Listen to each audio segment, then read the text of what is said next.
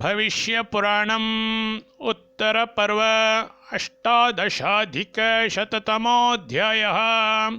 अगस्त्यार्घ्यविधिव्रतमाहात्म्यवर्णनम्। श्रीकृष्ण उवाच। अगस्त्यव्रत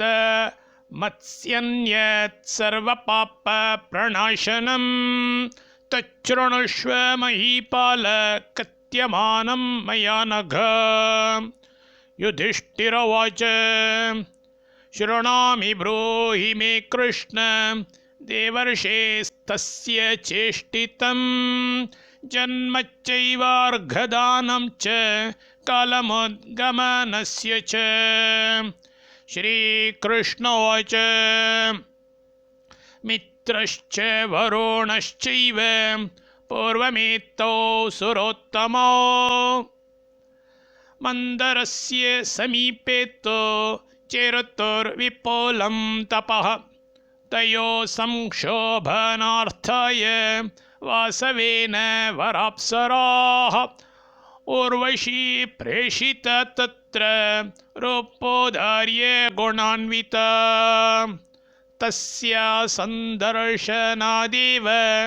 क्षुभितौ तौ सुरोत्तमा विकारं मनसो बुद्ध्वा कुम्भे वीर्यं ससर्जतुः। निमेषापात् तत्र जातो वसिष्ठो भगवान् ऋषिः अनन्तरम् अगस्त्यस्तो जातो दिव्यस्तपोधनः। मालयस्यैकदेशे तु वैशाखनः सविधानतः सभार्य संवृतो विप्रैस्तपस्तेप्येषु दुश्चरम् आस्तां दैत्यो पुरा दुष्टाबाधौ कृतयुगस्य तु नाम्ना इल्वलवातापि देवब्राह्मणकण्टको। तयोरेको भवन्मेषो द्वितीयो भोज्यदायकः श्राद्धक्रमेण तेनैवं बहवो नाशिता द्विजाः। अथान्यस्मिन् दिने दैत्यो ह्यगस्त्यं सन्न्यमन्त्रयत् भोज्यार्थं ब्राह्मणैः सार्धं भृगुगर्गकुलोद्भवैः। अगस्त्योऽप्यभवच्छ्राद्धे धौरेयो रोषदर्पितः सोऽपि हत्वा पचद्वह्नौ वातापिं मेषरूपिणं परिविश्यमाणेषु तेषु स्तिमितं प्राह दानवं परिविश्यमाणेषु तेषु स्तिमितं प्राह दानवम्। अगस्त्यो भगवान् क्रुद्धः सर्वं वेदीयतामिति मैषं मांसं ततप्रादात् इल्वलकुपितस्तदा भक्षयित्वा भवत्स्वस्थो निर्विकारो महामुनिः। शुचिर्भवौ ततः प्राह वातापि मिल्वलशनैः निष्क्रमस्व मुनेर्देहं भित्त्वा कस्मात् विलम्बसे। तच्छ्रुत्वा अगस्त्यविप्रोऽपि उद्गारं कृतवान् गुरुम्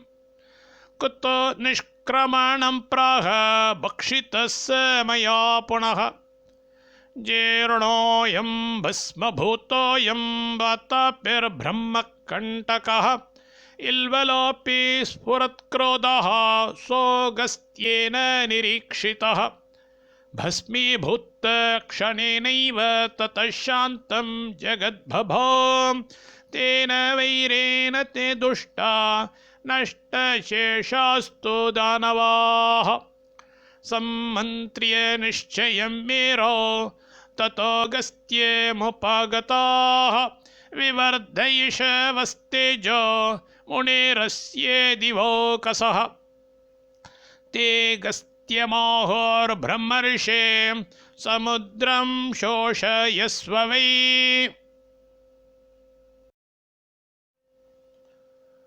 तच्छ्रुत्वागस्त्यविप्रोऽपि आग्नेयीं धारणां दधत् तया पीथ समुद्रोऽपि भ्रान्तमीनोर्मिकच्छपः पीते समुद्रतो येऽपि देवैः क्रुद्धैस्तु दानवाः क्षयं नीता क्षणात् सर्वे क्रन्दमाना पुनः पुनः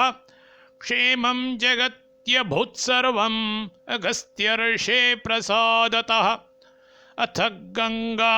नदीतोयैः सम्पूर्णे सागरे पुनः मन्थानं मन्दरं कृत्वा नेत्रं कृत्वा तु वासुकिं ममन्थो सहिता सर्वे समुद्रं दैत्यदानवाः अथोत्थितं रत्नसंघे सोमे श्रीकौस्तुभे गजे अतिलोभान्मथ्यमाने सागरे पयसाम्निधो अथोत्थितं ज्वलद्रौद्रं कालकोट्टं महाविषम् येनासौ सुरसङ्घाते अघूर्णिता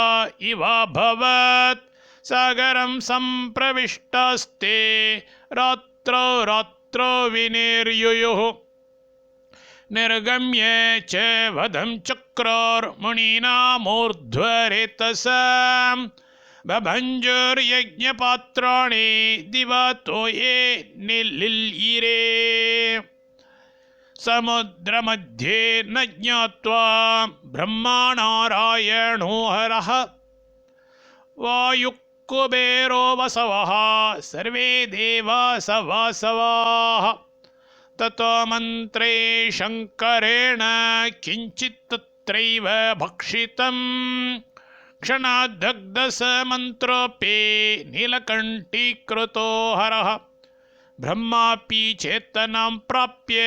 अब्रह्मण्यमुवाचः नास्ति कश्चित् जगत्यस्मिन् विषमापात्तमीश्वर अगस्त्यो दक्षिणाशायां लङ्कामूले महामुनिः तद्गच्छध्वं महाभागाः शरणं सर्वदा ह्यसो एवमुक्ता गता देवा अगस्त्याश्रम दक्षिणां देवान् वीक्ष्य च तान् हर्षादगस्त्यो मुनिसत्तमः ध्यानं चक्रे विषं येन हिमाद्रौ सम्प्रवेशितं कण्ठीसूत्रं निकुञ्जेषु हिमपर्वतसानुषु तस्मिन् काले विषं लग्नं किञ्चिच्चेषं द्रुमादिषु उन्मत्तकरवीरार्कस्थलभूमिजलानिले तद्विषं चूर्णितं तेन क्षणात् सङ्कोचितं तथा हिमवातेन दुष्टेन वहमानेन पाण्डव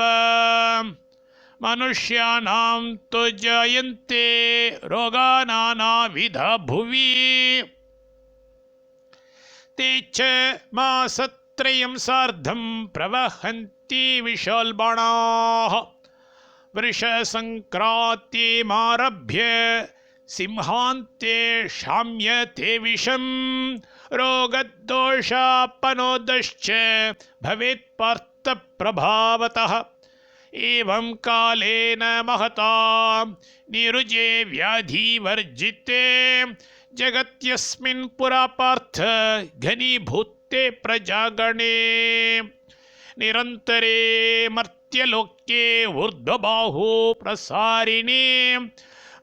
बलवान् धूमनिर्देशान् मृत्युर्भ्राम्यति मूर्तिमान् प्रजाव्यापादयन् कालादाजगाम महामुनेः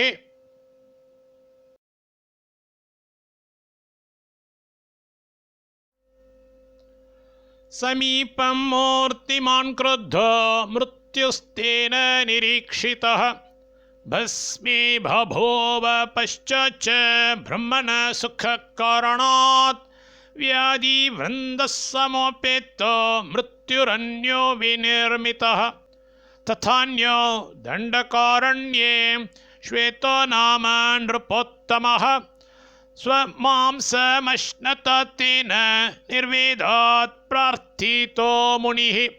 भगवत्सर्वमेवान्यद्दत्तं राज्यमदान्मय अन्नं जलं वा श्राद्धं वा न दत्तं पापबुद्धिना ततोऽगस्त्ये कारुण्यरत्नैः श्राद्धम् अकल्पयत् श्राद्धे निवृत्ते सहसा दिव्यदेह श्रियावृतः प्राप्तश्च परमं स्थानम् अगस्त्यर्षे प्रसादतः अथ विन्द्य महाशैलः सूर्यरोषाद्व्यवर्धत कस्मान्मेरोमिवासौ मां न करोति प्रदक्षिणम् वर्धमानं तु तं दृष्ट्वा ततो देवास वासवाः एकीभूय श्रमं गत्वा स्तुत्वा देवर्षि पुङ्गवम् अगस्त्यमोचुर्भगवन् सूर्यमार्गनिरोधिनम् विन्ध्यं निवारयस्वैनं स्थितो स्थापय पर्वतम् अगस्त्योऽपि द्रुतं गत्वा प्रायेदं विन्ध्यपर्वतम् प्रस्थितं तीर्थयात्रायां विद्धि मामच्चलोत्तम स्थितौ च स्थीयतां तावद् यावदागमनं मम एवमुक्त्वा सम्प्रयातो नाद्यापि विनिवर्तते दृश्यते भ्राजयन्नाशां दक्षिणां गगने ज्वलन् त्रैलोक्ये वन्द्यचरणां लोपामुद्रा सहायवान् लोपामुद्रापि तं प्राह देवर्षिं देवपूजितं तत्राश्रमस्थलिकायां ऋतुकाले ह्युपस्थिते भोक्तुमिच्छामि विषयां त्वया सह सुखेशिनी भवेद्यदि गृहं रम्यं सर्वरत्नविभूषितं गजैरथैश्च सम्पूर्णं शयनैः प्रवरासनैः दुःखोलपट्टनेत्रैश्च विलासैर्ललितैर्मुने त्वया सह समायोगं यास्येऽहं कुरु चिन्तितम् एतच्छ्रुत्वा मुनिहृष्टः प्राह्वयद्धनदंक्षणात् कारयामास भवनं सम्पूर्णं रत्नराशिभिः तत्र रेमे स भगवान् अगस्त्यस्वाश्रमे सुखम् तस्यैवं चेष्टितस्यर्षेः प्रयच्छार्घ्यं युधिष्ठिर आस्तिक्ये बुद्ध्या भक्त्या च धनं प्राप्स्यसि पाण्डव कन्यायामागते सूर्ये अर्वाग्वै सप्तमे दिने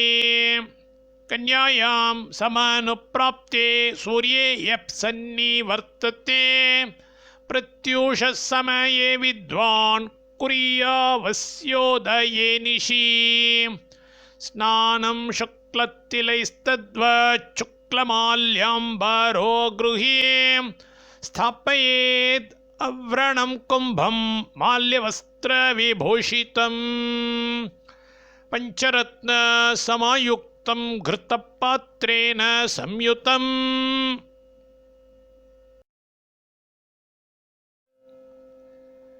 नानाभक्ष्य समोपेतं सप्तधान्यसमन्वितं काञ्चनं कारयित्वा तो यथाशक्त्या सुशोभनं पुरुषाकृतिं प्रशान्तं च जपमण्डलधारिणम् कमण्डलोकरं शिष्यैर्मृगैश्च परिधारितम् मृत्युघ्नं विषहन्तारं दर्भाक्षेष्टकं करं मुनिं तस्मिन् क्रमे समालग्नं चन्दनेन ततोऽन्यसेत् स्नापितं चानुलिप्तं च चन्दनेन सुगन्धिना पूजितं चापि कुसुमैर्हृद्यैर्धूपैस्तु धूपितं ततश्चार्घं प्रदातव्यैर्द्रव्यैस्तानि मे शृणु खर्जूरैर्नालिकेरैश्च कूष्माण्डैस्त्रपोषैरपि खर्जूरैर्नालिकेरैश्च कूष्माण्डैस्त्रपुषैरपि कर्कोटकारवेल्लैश्च कर्चूरैर्बीजपूरकैः वृन्ताकैर्दाडिमैश्चैव नारङ्गैः कदलीफलैः दूर्वाङ्कुरैः कुशैकाशैः पद्मैः नीलोत्पलैस्तथा नानाप्रकारैर्भक्ष्यैश्च घोभिर्वस्त्रैरसैशुभैः विरूढैः सप्तधान्यैश्च वंशपात्रे निधापितैः सौवर्णरोप्यपात्रेण ताम्रवंशमयेन च मूर्ध्नि स्थितेन नम्रेण जानुभ्यां पृथिवीतले दक्षिणाभिमुखो भूत्वा ह्यर्घ्यपाद्यादिकं च यत् शीलेन चेतसा भक्त्या दद्यात् कौरवनन्दन काशपुष्पप्रतिकाश अग्निमारुतसम्भव मित्रवरुणयो पुत्र कुम्भयोने नमोऽस्तु ते विन्द्यवृद्धिक्षयकर मेषतोय विशापः रक्तवल्लभदेवर्षे लङ्कावास नमोऽस्तु ते वातापेर्भक्षितो येन समुद्र शोषिता पुरा लोपामुद्रापति श्रीमान् योऽसौ तस्मै नमोऽस्तु ते येनोदितेन पापानि प्रलयं यान्ति व्याधयः तस्मै नमोऽस्त्वगस्त्याय सशिष्याय सुपुत्रिणे ब्राह्मणो वेदरुचया दद्यात् अर्घ्यं नमोऽस्तु ते अगस्त्यकनमानश्च नित्यं प्राजापत्यं बलिमिच्छमानः उभौवर्णो वृष्ट्यनुग्रहार्थम् उपोषसत्यादेष्वशिखो जगाम दत्वैवमर्घ्यं कौन्तेय प्रतिपूज्य च पुष्पकैः विसर्जयित्वागस्त्यं तं विप्राय प्रतिपादयेत् दैवज्ञव्यासरूपाय वेदवेदाङ्गवादिने एवं यः करोते भक्त्या ह्यगस्त्यप्रतिपूजनं फलमेकं तथा धान्यं कोपं वा सम्परित्यजेत् सम्पूर्णे च ततो वर्षे पुनरन्यदुपक्रमेत् दत्वार्घ्यं 7 वर्षाणि क्रमेणानेन पाण्डव पुमान् फलमवाप्नोति तदेकाग्रमणा शृणु।